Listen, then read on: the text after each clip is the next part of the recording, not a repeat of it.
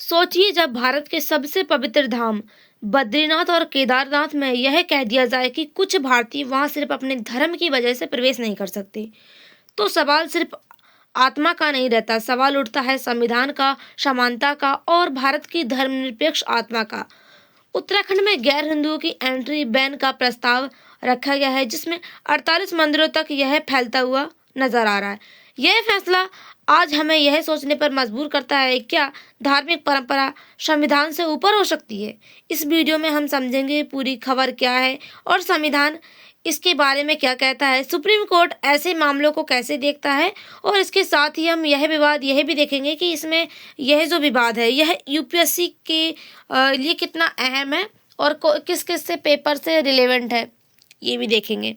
तो सबसे पहले यहाँ पर देखते हैं कि यहाँ पर जो न्यूज़ आई है कि बद्रीनाथ और केदारनाथ में गैर हिंदुओं की एंट्री बैन कर दी गई है, करने की तैयारी की गई है। उत्तराखंड में 48 और मंदिरों में भी नहीं जा सकेंगे, सिख बुद्ध जैन पर रोक लगा दी गई है। अब यहाँ पर हम देखें तो जो केदारनाथ यानी कि अब जो चार धाम यानी कि भारत में जो सबसे प्रमुख धामों की यात्रा की जाती है, चार धाम जो बद्रीनाथ, केदारनाथ, यमुनोत्री और गंगोत्री है। तो यहाँ पर क्या है कि जो गैर हिंदू हैं उनकी एंट्री बंद कर दी गई है। करने के लिए एक प्रस्ताव रखा गया है, यानी कि अब वो अभी तक वह पारित नहीं हुआ है, मंदिर की जो समिति है उसको पारित करेगी। तो यहाँ पर एक प्रस्ताव रखा गया है जिसमें इसके साथ साथ जो चार धाम मंदिर है उसके साथ साथ यहाँ पर 48 मंदिर हैं, उनमें भी जो है गैर हिंदुओं की एंट्री बंद कर दी है। कारण क्या बताया गया है यहाँ पर कि जो है यहाँ पर जो लोग हैं, यानी कि यहाँ पर ये कहा जा रहा है कि जो ये मंदिर है ये हमारी जो धार्मिक आस्था है उसका केंद्र है, ना कि जो पर्यटन के लिए यहाँ पर लोग आते हैं उसके लिए। तो इस पर कई लोगों ने आलोचना भी की है। तो देखते हैं आगे न्यूज़ में किस किस ने क्या यहाँ पर जो है न्यूज़ आई है। उत्तराखंड में बद्रीनाथ केदारनाथ मंदिर समिति बीकेटीसी ने प्रस्ताव रखा है कि गैर हिंदू श्रद्धालु जैसे कि मुस्लिम हो गया, ईसाई हो गया, सिख, बौद्ध, जैन आदि को बद्रीनाथ, केदारनाथ और राज्य के 48 अन्य मंदिरों में प्रवेश न दिया जाए। यानी कि अब जो मंदिर की समिति है, समिति के जो अध्यक्ष हैं हेमंत द्विवेदी, उनके द्वारा यह जो है प्रस्ताव रखा गया है। अब यह भी कहा जा रहा है कि यहाँ पर यह जो फैसला है यह धार्मिक परंपराओं की रक्षा करेगा और साथ ही मंदिरों की जो पवित्रता है उसको बनाए रखेगा और श्रद्धालुओं की आस्था को ध्यान में रखकर यह फैसला जो है लिया जा रहा है। लेकिन हम यहाँ पर देखें तो इसमें जो यहाँ पर श्रद्धालु हैं, ऐसा तो नहीं है कि अगर दूसरे धर्म के व्यक्ति है वो यहाँ पर आ नहीं सकते हैं, लेकिन यहाँ पर इस पर बैन लगा दिया गया है। अब खास बात क्या है, इसमें जो सिख, बौद्ध, जैन है उन पर भी रोक लगा दी गई है। इसके साथ ही जो भारतीय परंपरा है यह, यानी कि यहाँ पर जो फैसला लिया गया है यह फैसला बताया जा रहा है कि यह हमारी जो भारत की धार्मिक परंपरा है उसका एक हिस्सा माना जा रहा है। अब यह हमारा जो फैसला यहाँ पर जो मंदिर की समिति के द्वारा प्रस्ताव रखा गया है यह क्या है कि एक तरीके से जो है सीधे संविधान से, धर्मनिरपेक्षता और मौलिक अधिकारों से जुड़ा हुआ है। यानी कि अब यहाँ पर लोगों के जो मौलिक अधिकार है उनका भी हनन हो सकता है। धर्मनिरपेक्षता और संविधान से भी जुड़ा है, क्योंकि लोगों के पास अधिकार है कि वह अपने धर्म का प्रचार प्रसार या फिर वो किसी भी धर्म में जो है जा भी सकते हैं कि अब अगर कोई धर्म परिवर्तित करता है तो किसी भी धर्म को अपना सकता है। तो यहाँ पर हम देखें तो अगर कोई जो है मुस्लिम, सिख अगर वो हुआ तो अगर उसने जो है अपना एक तरीके से उसकी मन की जो भावना है वो चेंज हो जाती है। वो अगर हिंदू यानी कि जो बद्रीनाथ, केदारनाथ यानी कि ये जो मंदिर है उनमें जाने लग जाता है और उसकी आस्था उसमें हो जाती है, लेकिन अब उस पर बैन लगा दिए गए हैं। तो यहाँ पर कई बड़े सवाल भी उठ रहे हैं। यहाँ पर ये जो हेमंत द्विवेदी हैं बीकेटीसी के अध्यक्ष, तो इनके द्वारा ये कहा जा रहा है कि देवभूमि की धार्मिक और सांस्कृतिक परंपराओं का पालन जरूरी है, इसलिए समिति अपने अधीन आने वाले मंदिरों में गैर हिंदुओं की एंट्री को लेकर प्रस्ताव लाने जा रही है। यानी कि अब यहाँ पर जो बीकेटीसी के अध्यक्ष हैं इनके द्वारा ये कहा जा रहा है कि जो गैर हिंदू है उनकी जो एंट्री है वो ये धार्मिक स्थल है उनमें बंद कर दी जाए, यानी कि एंट्री को रोक दिया जा रहा है। और यह फैसला जो मंदिर है, मंदिर की जो धार्मिक परंपराएं हैं, संस्कृति है, उसका पालन के लिए यहाँ पर लिए जा रही हैं। अब यह जो यहाँ पर फैसला लिया गया है, अब ये अहम क्यों माना जा रहा है? क्योंकि यह मामला जो है धर्म की स्वतंत्रता, समानता का अधिकार और धर्मनिरपेक्षता से जुड़ा हुआ है। यानी कि अब यहाँ पर लोगों के पास जो है समानता का अधिकार है, वह कहीं भी किसी भी जगह पे जा सकते हैं, लेकिन यहाँ पर रोक लगाई जा रही है। तो भारत जैसे बहुधार्मिक देश, यानी कि भारत में कई सारे धर्म के लोग रहते हैं। यहाँ पर जो है सबसे पहले तो यहाँ पर बहुत ज़्यादा डाइवर्सिटी देखने को मिलती है। कई सारे धर्म के लोग रहते हैं। जो है पूरे देशों में 8 धर्म पाए जाते हैं, जिसमें से 8 यानी कि सभी धर्म के लोग जो है भारत में रहते हैं। अब किसी धार्मिक स्थल पर धर्म के स्थान पर रोक लगाना एक तरीके से जो है जो समानता का अधिकार है उसका उल्लंघन हो रहा है, संवैधानिक बहस को जन्म देता है। ऐसे में यह मामले जो है सुप्रीम कोर्ट तक पहुंच चुके हैं, क्योंकि यह मामला जो है एक काफी बड़ा मामला है। क्योंकि इसमें क्या है कि जो मंदिरों में रोक लगाई जा रही है, तो क्या है कि यह जो है लोगों का जो समानता का अधिकार है और लोगों को जो है धर्म का की जो स्वतंत्रता मिली हुई है, यानी कि किसी भी धर्म को में जो है जा सकता है, तो यहाँ पर उस पर भी जो है सवाल उठ रहे हैं। जैसे कि एक मामला था शबरीमाला का, उसमें भी ऐसा ही हुआ था। अब यहाँ पर हम देखें तो ये जो बीकेटी के अध्यक्ष हैं, उनके द्वारा जो गैर हिंदू हैं उनकी क्या परिभाषा दी जा रही है कि जो बीकेटी के अध्यक्ष हैं हेमंत द्विवेदी, उन्होंने साफ कहा है कि जो गैर हिंदू हैं, गैर हिंदू का मतलब उन लोगों से है जिनकी सनातन धर्म में आस्था नहीं है। यानी कि अब जो सनातन धर्म है, ये जो यहाँ पर जो सनातन धर्म होता है उसमें उनकी जिन लोगों की आस्था नहीं है, उनको जो है यहाँ पर वर्जित किया जा रहा है।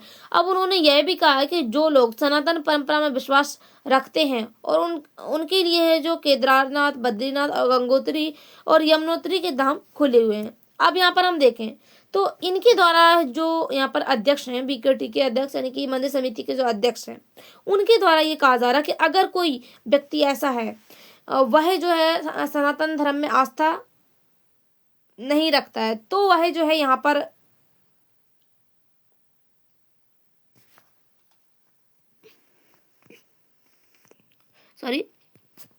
यानी कि जो लोग जो हैं जिनकी सनातन धर्म में आस्था है, वह जो इसमें विश्वास रखते हैं, वह जो है यहाँ पर जो ये 4 धाम की यात्रा है वो कर सकेंगे।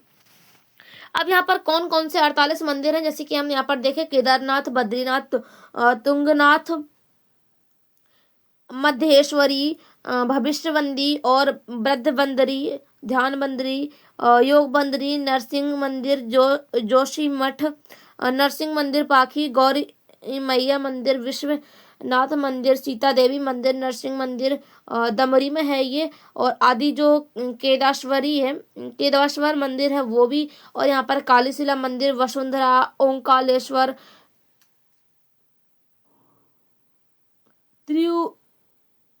त्रियुगनी नारायण और ज्योतेश्वर महादेव मंदिर, उखीमठ में बहारी देवी मंदिर,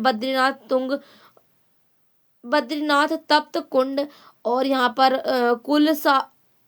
कुलसारी में लक्ष्मी का मंदिर जो है, बद्रीनाथ माता मूर्ति मंदिर। इसके साथ ही यहाँ पर और मंदिर हैं जैसे कि नारायण मंदिर, कालीमठ मंदिर, उसी मठ उषा देवी मंदिर, बद्रीनाथ में ब्रह्मा कपाल शिला और ज्योतेश्वर में भक्त वत्सल मंदिर, और केदारनाथ में गणेश जी मंदिर, विष्णु प्रयाग में नारायण मंदिर, नंदी प्रयाग में लक्ष्मी नारायण मंदिर, केदारनाथ में माता पार्वती मंदिर, और द्वारा हाट यानी कि अल्मेड़ा में जो है लक्ष्मी नारायण मंदिर, गुड़ाडी अल्मेड़ा में जो है लक्ष्मी नारायण मंदिर, और केदारनाथ के रेतस कुंड में केदारनाथ मंदिर परिसर के छोटे मंदिर, शंकराचार्य समाधि, भैरवनाथ मंदिर, और केदारनाथ में उदक कुंड, और कालीमठ में महालक्ष्मी मंदिर, और केदारनाथ में ईशानेश्वर मंदिर। इसके साथ ही यहाँ पर हम देखें तो कालीमठ में जो है महालक्ष्मी मंदिर, और केदारनाथ में ईशानेश्वर मंदिर, वसुधरा के नीचे धर्मशिला, और बद्रीनाथ परिक्रमा परिसर, और बद्रीनाथ में पंचशिलाएं, बद्रीनाथ में बल्बाचार्य मंदिर, कालीमठ में महाकाली मंदिर, बद्रीनाथ में पंचधाराएं, बद्रीनाथ में हिंसा कुंड और महासरस्वती मंदिर। इसके साथ ही जोशीमठ दुर्गा मंदिर। ये जो 48 मंदिर हैं, इनमें जो है गैर हिंदुओं का प्रवेश जो है वर्जित किया जा रहा है। अब इसके साथ हम देखें तो चार धाम यात्रा का रास्ता कैसे देख सकते हैं कि सबसे पहले अगर हम यहाँ पर देखें, अगर जो है दिल्ली से यहाँ का रास्ता देखें तो सबसे पहले यहाँ से दिल्ली से हरिद्वार, हरिद्वार से ऋषिकेश, और ऋषिकेश से होते हुए यहाँ पर रुद्रप्रयाग, और रुद्रप्रयाग से चमोली और जोशीमठ, उसके साथ ही यहाँ पर इसके साथ जाके यहाँ पर बद्रीनाथ जो मंदिर है वहाँ पहुँच जाते हैं। उसके साथ अगर कोई यहाँ पर रुद्रप्रयाग आता है, रुद्रप्रयाग से यहाँ पर जाता है गुप्तकाशी और गौरीकुंड, और उसके साथ ही यहाँ पर केदारनाथ पहुँच जाता है। उसके साथ ही यहाँ पर हम देखें तो अगर कोई दिल्ली, हरिद्वार और देहरादून, और उसके बाद जो है बड़कोट और जानकी चट्टी, और इसके बाद जो है गंगोत्री पहुंच जाता है। उसके साथ ही यहाँ पर हम यहाँ पर जाए तो जो उत्तर काशी है, और उसके साथ अगर हम 7 किलोमीटर आगे बढ़े तो यहाँ पर जो गंगोत्री है, ये मंदिर यहाँ पर पहुंच जाएंगे। ये जो हिंदू शास्त्रों के मुताबिक ये चार धाम जो है पश्चिम से पूर्व की और जो है क्लॉज वाइज डायरेक्शन में करनी चाहिए, यानी कि जो है पूरब की दिशा से जो है पश्चिम में यात्रा करनी चाहिए हिंदू शास्त्रों के मुताबिक, जिसमें हमारा आता सबसे पहले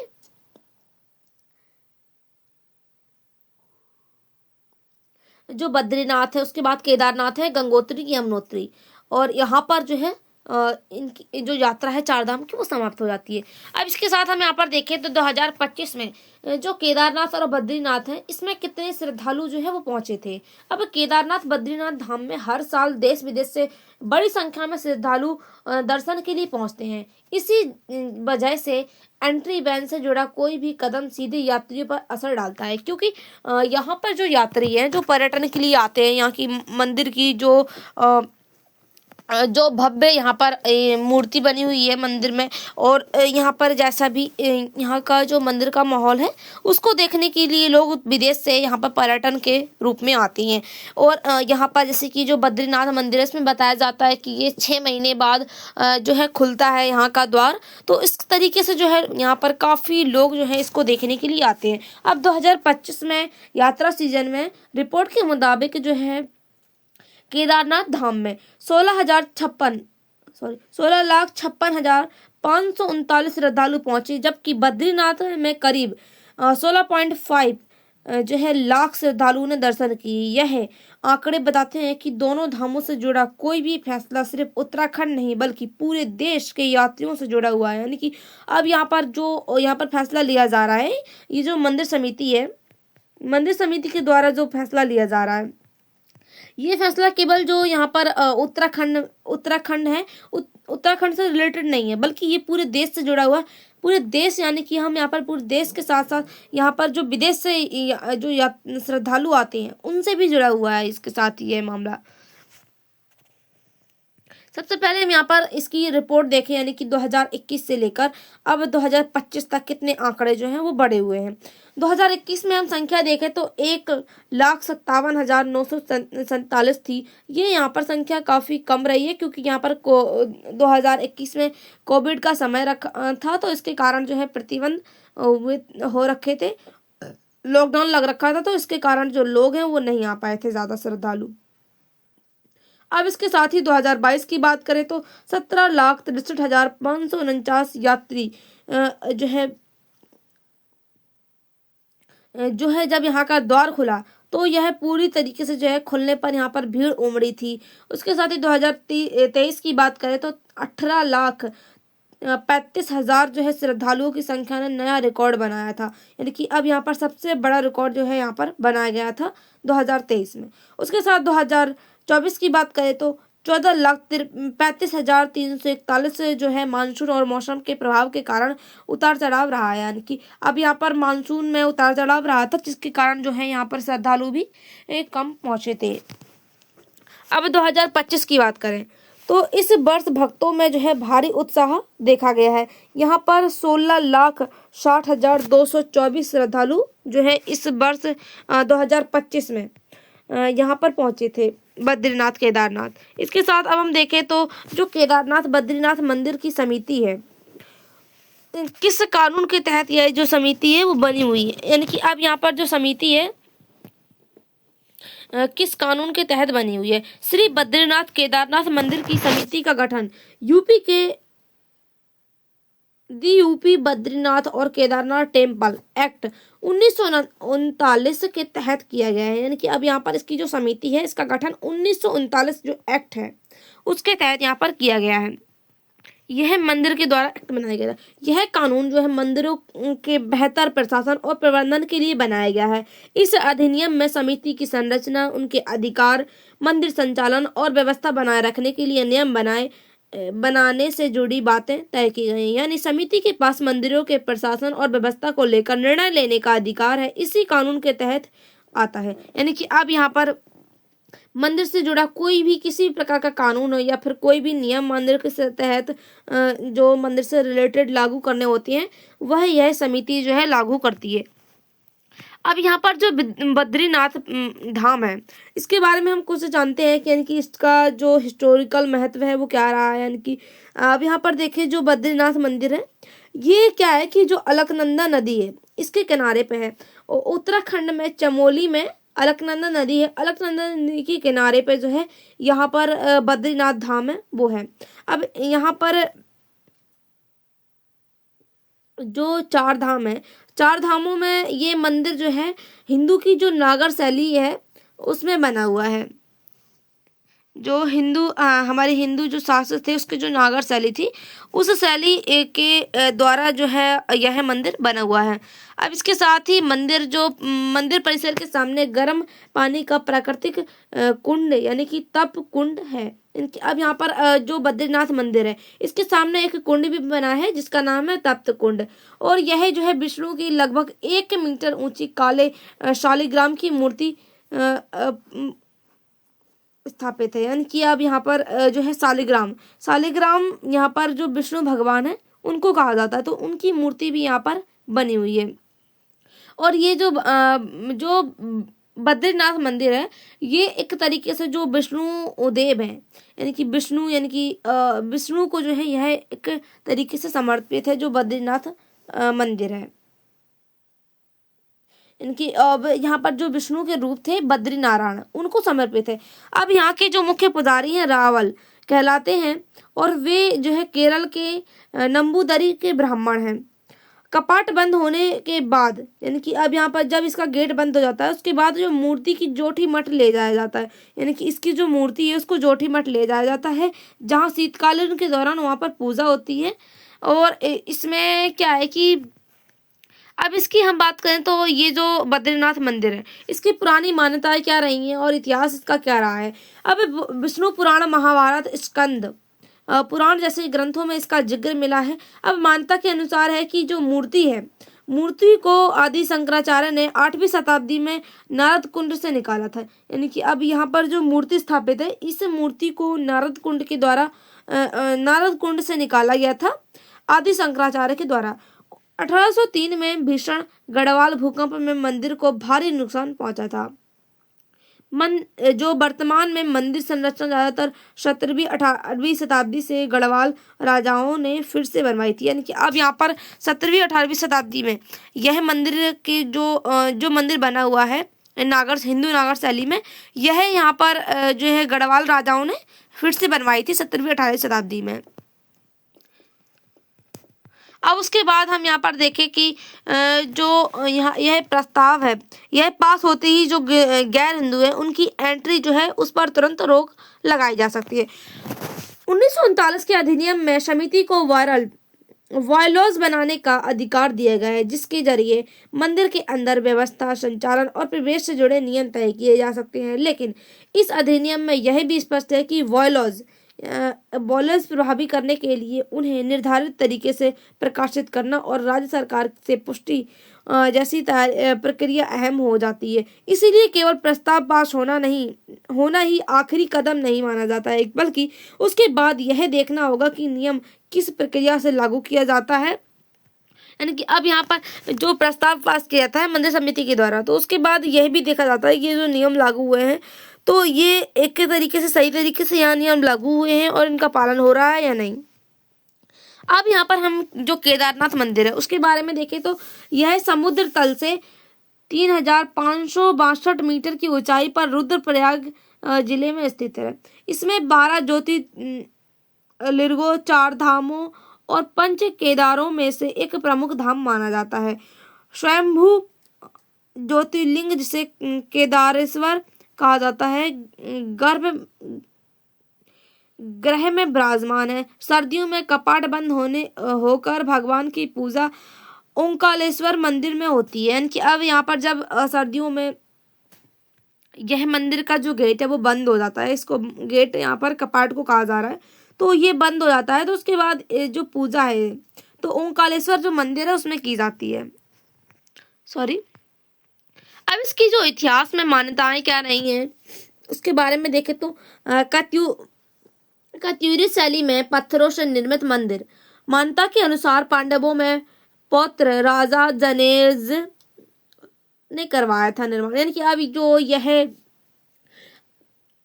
केदारनाथ मंदिर है इसका निर्माण जो राजा जनेजज थे उन्होंने इसका निर्माण करवाया था। 8वीं शताब्दी के में आदि गुरु शंकराचार्य ने इसका पुनर्निर्माण करवाया था। यानी कि 8वीं शताब्दी में इसका जो है पुनर्निर्माण हुआ था आदि शंकराचार्य के द्वारा। अब मंदिर से जुड़ी कुछ प्रचलित यहाँ पर कथा थी, जैसे कि पांडवों को ब्रह्मा हत्या के पाप से मुक्ति दिलाने के लिए भगवान शिव ने बैल का रूप लिया और अंततः केदारनाथ में ज्योतिर्लिंग के रूप में प्रकट हुए। मंदिर कैसे पहुंचे, यानी कि अब यहाँ पर जो मंदिर है पहुंचने का रास्ता क्या है कि जो रुद्रप्रयाग है, रुद्रप्रयाग से होते हुए यहाँ पर गुप्तकाशी जाएं, गुप्तकाशी से होते हुए यहाँ पर गौरीकुंड सड़क मार्ग से, उसके बाद फिर 14 किलोमीटर पैदल चढ़ाई के बाद जो है केदारनाथ मंदिर पहुंचते हैं। अब यहाँ पर जो गंगोत्री है उसके बारे में देखें तो जो उत्तरकाशी में समुद्र तल से 3235 मीटर ऊंचाई पर स्थित है। बंदरपुर चोटी जो यहाँ पर 6315 मीटर तक है और इसके जो बंदरपुर चोटी है उसके पश्चिमी छोर पर जो है कालिंदी पर्वत से यमुना नदी का उद्गम हुआ है और चारधाम यात्रा का पहला पड़ाव यहीं से यमुना की यात्रा शुरू होती है। 19वीं शताब्दी में जयपुर की महारानी गुलेरिया ने करवाया था मंदिर का निर्माण। यह असित मुनि की तपोस्थली है। कपाट अक्षय तृतीया को खुलते और यह द्वितीया भैयादौज पर बंद हो जाते हैं। शीतकाल में खरसाली गांव में मां यमुना का भोग मूर्ति की पूजा होती है। अब यहाँ पर देखें तो धाम जाने यानी कि अब यहाँ पर जो यह जो यमुनोत्री है यहाँ पर हम 5 कह सकते हैं। सबसे पहले यहाँ पर जो यमुनोत्री है उससे 5 किलोमीटर पैदल चले। सबसे पहले जो यहाँ पर हनुमान चोटी है वहां से चले, उसके बाद आती है फूल चोटी, फिर आती है जानकी चोटी, फिर उसके बाद 5 किलोमीटर पैदल चलना होता है, उसके बाद आता है यमुनोत्री चोटी। अब यहाँ के जो प्रमुख स्थल है यानी कि जो प्रमुख है यहाँ पे, तो सबसे पहले यहाँ पर सूर्य कुंड यहाँ पर बहुत ज़्यादा इम्पोर्टेंट है। दिव्यशिला, गौरी कुंड, सत्य ऋषि कुंड और खरसाली स्थित शनिदेव का मंदिर, यहाँ पर शनिदेव का मंदिर भी स्थित है। अब यह जो एक तरीके से जो न्यूज़ है कि यहाँ पर जो गैर हिंदुओं का मंदिरों में प्रवेश बंद किया जा रहा है। अब ये जो हमारे संविधान से कैसे जुड़ी हुई है, क्योंकि हमारी जो धार्मिक की स्वतंत्रता है यानी कि अब लोगों के पास किसी भी धर्म को अपनाने की स्वतंत्रता है, तो ये संविधान के द्वारा एक अधिकार है। तो इस अधिकार के तहत धारा जो 25 है, सभी को धर्म की स्वतंत्रता का अधिकार है। कोई भी व्यक्ति अपने धर्म को मानने, उसके अनुसार पूजा अर्चना करने का अधिकार सभी व्यक्तियों के पास होता है। इसके साथ ही धारा 26 का कहती है कि प्रत्येक धार्मिक संगठन धार्मिक प्रथाओं का संचालन करने का अधिकार व्यक्तियों के पास होता है। धारा 27 कहती है कि धार्मिक उद्देश्यों के लिए कोई भी शुल्क या कर नहीं लगाया जा सकता है। तो अब यहाँ पर हम देखें तो जो मंदिर समिति है उनके द्वारा यह दावा किया जा रहा है कि जो धार्मिक परंपरा है उसका संरक्षण किया जा रहा है धाराओं 25-26 पर आधारित हो सकता है, लेकिन मंत्रालय या राज्य प्रशासन द्वारा किसी समुदाय के प्रवेश को कानूनी ढंग से रोकना प्रश्न चिन्ह उठा सकता है। यानी कि अब यह जो यहाँ पर निर्णय लिया जा रहा है ये मंदिर समिति के द्वारा लिया जा रहा है, तो ये एक तरीके से जो है यहाँ पर धारा 25 और 26 पर आधारित हो सकता है। लेकिन अगर यह यहाँ पर जो मंत्रालय है और जो यहाँ पर राज्य है उसके राज्य प्रशासन के द्वारा लिया जाता है। तो एक तरीके से जो है जो व्यक्ति है यानी कि जो समुदाय है उनकी जो कानूनी ढांचा है या उनका जो यहाँ पर धर्म का स्वतंत्रता का अधिकार है उसका उल्लंघन हो सकता है और यह एक तरीके से उस पर प्रश्न चिन्ह खड़ा कर सकता है। यदि यह रोक सरकारी आदेश बनती है तो यह धर्म की स्वतंत्र अभ्यास और सरकार द्वारा धर्म पर नियंत्रण के बीच टकराव पैदा कर सकती है। यानी कि अब यहाँ पर यह जो निर्णय लिया गया है अगर यह सरकार के द्वारा लिया जाता है तो इससे क्या होगा कि लोगों की जो धर्म की स्वतंत्रता है वो खत्म हो जाएगी। यानी कि अब उस पर जो है एक तरीके से सवाल उठ सकते हैं। इसके साथ ही हम यहाँ पर देखें तो यह भेदभाव और समानता से भी जुड़ा हुआ है। यानी कि आर्टिकल जो 14 है समानता का अधिकार। संविधान सभी व्यक्तियों को कानून के समान जो है संरक्षण का अधिकार देता है। धर्म के आधार पर भेदभाव अगर सरकार द्वारा कानून रूप से होता है तो यह जो है संवैधानिक रूप से चुनौती का विषय हो सकता है। मंदिर समिति निजी धार्मिक संस्था है पर जब इसका निर्णय किसी सरकारी आदेश आयुक्त अधिनियम या नियमावली पर का रूप ले लेता है तो यह धारा जो 14 है उसके दायरे में आएगा। यानी कि अब यहाँ पर जो नियम है इसका उल्लंघन जो है अगर सरकार के द्वारा किया जाता है तो यह एक तरीके से जो है आर्टिकल 14 के दायरे में आएगा।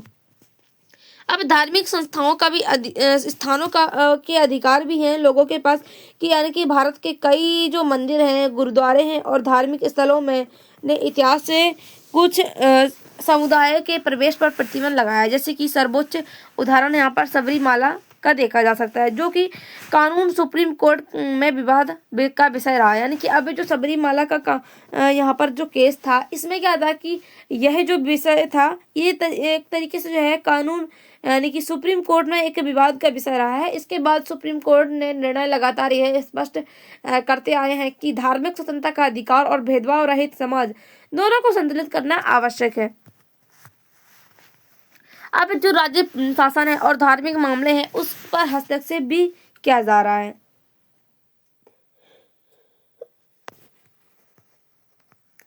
धर्म और राज्य अलगाव भारतीय संविधान की मूल्य भावना है। यानी कि धर्म और राज्य का अलगाव यानी कि धर्म और राज्य जो है हमेशा अलग रहती है यानी कि सेम जगह पे नहीं रह सकते।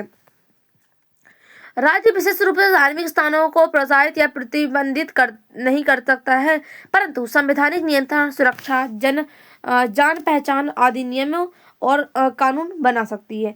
उदाहरण के लिए अगर हम देखें तो धार्मिक स्थलों से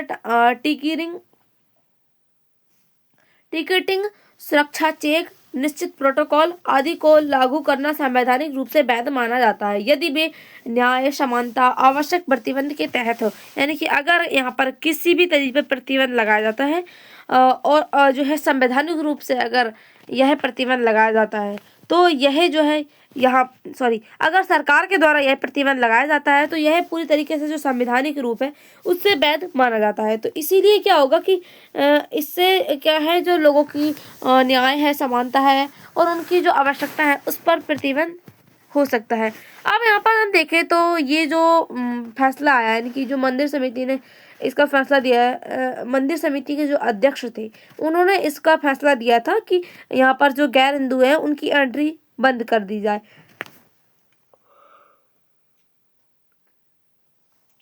तो इस पर जो मंदिर समिति थी उसका क्या जो है पक्ष रहा था। मंदिर समिति और समर्थकों ने कहा था कि धार्मिक परंपरा का संरक्षण यहाँ पर किया जा रहा है। यानी कि अब जो मंदिर समिति थी और यहाँ पर जो समर्थन करने वाले लोग थे उनके द्वारा ये कहा जा रहा था कि जो यहाँ पर जो धार्मिक परंपरा है उसका संरक्षण किया जा रहा है। यानी कि लोगों का क्या है कि यहाँ पर पर्यटन के लिए लोग आते हैं इसीलिए क्या है यहाँ पर काफी ज्यादा भीड़ हो जाती है और जो श्रद्धालु हैं वो दर्शन नहीं कर पाते हैं और साथ ही यहाँ पर जो है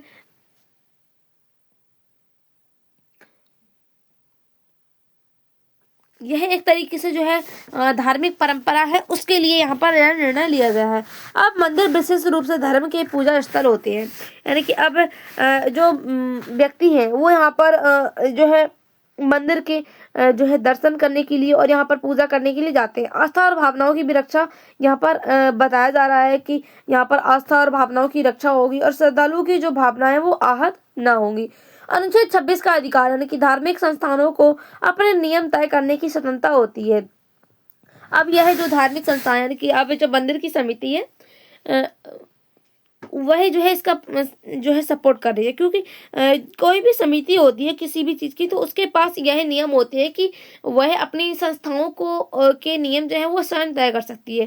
पहले की मौजूद उदाहरण देखें तो कई मंदिरों में परंपरागत रूप से यहाँ पर प्रतिबंध लगाए जा चुके थे। अगर हम इसकी बात करें तो यहाँ पर जो बद्रीनाथ केदारनाथ मंदिर है इनमें भी पहले जो है यहाँ पर गैर हिंदुओं की एंट्री बंद थी, लेकिन अब कुछ समय पहले जो है यहाँ पर चालू हो गई थी। उसके बाद फिर यहाँ पर जो है रोक करने का प्रस्ताव रखा गया है। अब विरोध और आलोचना किस किसने की है, यानी कि यहाँ पर विरोध और आलोचना मुख्य रूप से क्या रही है कि धर्म के आधार पर यहाँ पर भेदभाव किया जा रहा है। यह जो है भारत की जो संविधान है, संविधान की जो मूल सिद्धांत है समानता, उसका एक अधिकार, समानता का अधिकार, उसका उल्लंघन यहाँ पर किया जा रहा है। अब इसके साथ ही यहाँ पर धर्मनिरपेक्षता के खिलाफ यह निर्णय बताया जा रहा है, यानी कि अब यहाँ पर जो राज्य है किसी धर्म को बढ़ावा नहीं दे सकता। यहाँ पर जो धर्म यहाँ पर बढ़ावा दिया जा रहा है कि जो यहाँ पर हिंदू नहीं है वो यहाँ पर जो है मंदिरों में प्रवेश नहीं कर सकते। तो एक तरीके से यहाँ पर जो हिंदू धर्म है उसको बढ़ावा दिया जा रहा है। अब इसके साथ ही सरकार जो है समिति का सवाल है, जो सरकारी समिति है उसका सवाल है क्या बीकेटीसी एक वैधानिक संस्था है, इसीलिए यह उसका फैसला राज्य की कार्यवाही माना जा सकता है। सिख बौद्ध जैन पर रोक यहाँ पर लगाई जा रही है। ये धर्म भारतीय सांस्कृतिक परंपरा से जुड़े हुए हैं, यानी कि अब यह जो धर्म है जो सिख है, बौद्ध है, जैन, ये हमारी जो भारत की धार्मिक परंपरा है उससे जुड़ा हुआ है। अब जो राज्य और धर्म है उसके बीच में यहाँ पर टकराव देखा जा रहा है कि क्या है कि भारत का जो मॉडल है पॉजिटिव सेकुलरिज्म, यानी कि जो है यहाँ पर पॉजिटिव धर्मनिरपेक्षता। तो अब यहाँ पर राज्य क्या है कि राज्य का धर्म होता है कि राज्य का कार्य क्या होता है कि जो धर्म होता है उसका सम्मान करना होता है, लेकिन भेदभाव की अनुमति जो है नहीं होती है। धार्मिक संस्थाएं परंपरा निभा सकती हैं लेकिन संविधान से ऊपर नहीं हो सकती, यानी कि कोई भी जो धार्मिक संस्थाएं हैं जैसे कि यहाँ पर जो मंदिर समिति है, तो इसी प्रकार से कोई भी समिति है वह परंपरा तो पूरी तरीके से निभा सकती है लेकिन संविधान से ऊपर जो है नहीं हो सकती है। सवाल उठता है क्या धार्मिक परंपरा संविधान से ऊपर हो सकती है? अब इसके साथ ही यहाँ पर जो न्यायपालिका है उसकी क्या भूमिका रही है। सुप्रीम कोर्ट ने कई बार कहा है कि एथेंसल रिलीजियस प्रैक्टिस ही संरक्षित होगी, मनमानी परंपरा यहाँ पर नहीं चलेंगी। और उसके साथ ही अगर मामला कोर्ट में गया है तो कोर्ट देखेगा कि क्या यह परंपरा अनिवार्य है और या सिर्फ जो है प्रशासनिक जो है फैसला यहाँ पर लिया जा रहा है। अब यहाँ पर सामाजिक और राजनीतिक प्रभाव क्या देखे जा रहे हैं कि जो सामाजिक प्रभाव है जिसमें क्या है कि धार्मिक ध्रुवीकरण, यानी कि धार्मिक जो स्वतंत्रता है लोगों के पास होनी चाहिए, यानी कि अब लोगों के पास किसी भी धर्म में कहीं भी जाने का अधिकार होना चाहिए, लेकिन यहाँ पर रोक लगाई जा रही है। अल्पसंख्यकों में असुरक्षा की भावना, भारत की विविधता पर सवाल उठता है, यानी कि भारत जो है कितनी सारी जो डाइवर्सिटी भारत में देखने को मिलती है उस पर भी सवाल उठता है। अब राजनीतिक जो है प्रभाव देखने को मिलते हैं, धर्म आधारित राजनीति, राज्य केंद्र संबंधों में तनाव और अंतर्राष्ट्रीय स्तर पर भारत की छवि भी यहाँ पर जो है एक सवाल उठ सकता है। अब निष्कर्ष क्या है? यह मुद्दा धार्मिक आस्था, संवैधानिक मूल्यों का है। भारत में धर्म का सम्मान जरूरी लेकिन भेदभाव अनिवार्य है। भेदभाव जो है अस्वीकार्य किए गए हैं, यानी कि अब यहाँ पर जो धर्म है, धर्म का सम्मान जरूरी है, यानी कि कोई भी किसी भी धर्म का सम्मान कोई भी व्यक्ति कर सकता है, लेकिन यहाँ पर भेदभाव जो है नहीं होना चाहिए। अब समाधान क्या हो सकता है कि यहाँ पर संवाद किया जाए और इसके साथ ही स्पष्ट कानून बनाया जाए और न्यायपालिका इस पर जो है एक तरीके से खास तरीके से जो है निगरानी करे ताकि इस तरीके के जो निर्णय है वो यहाँ पर ना लिया जाए। अब यहाँ पर यह जो फैसला है यह संविधान की आत्मा, समानता, स्वतंत्रता और सहिष्णुता से जुड़ा हुआ है, यानी कि इस तरीके से यहाँ पर हम देखें तो यहाँ पर समानता का अधिकार का उल्लंघन भी हो सकता है। धार्मिक स्वतंत्रता, यानी कि व्यक्ति हैं उनके पास धर्म की स्वतंत्रता का अधिकार है, इसका भी उल्लंघन हो सकता है। साथ ही सहिष्णुता यहाँ पे देखने को मिल सकती है। अब इसके बाद हम यहाँ पर देखते हैं कि यह जो फैसला है यहाँ पर जो मंदिर समिति है, क्या यह प्रस्ताव जो यहाँ पर रखा गया है उसको पास करती है और उसके बाद यह कानून लागू होता है या नहीं, आने वाले समय में हम देखेंगे। तो इसके बाद अब हम यहाँ पर देखें तो यह जो न्यूज़ है यह हमारे यूपीएससी के कौन कौन से जो है पेपर से जुड़ी हुई है। सबसे पहले हम देखें तो हमारा जीएस पेपर 1 है। जीएस पेपर 1 से यहाँ यह जो न्यूज़ है वो जुड़ी हुई है। उसके साथ ही जीएस पेपर 2 जो है यहाँ पर 1 है, जीएस पेपर 1 और जीएस पेपर 2। इसके साथ ही जीएस पेपर 4 से भी ये न्यूज़ जुड़ी है। इसके साथ ही जो ऐसे वाला पेपर होता है हमारा, उससे भी यह न्यूज़ जुड़ी है। उसके साथ ही अगर किसी का ऑप्शनल में पॉलिटी है या सोशियोलॉजी है,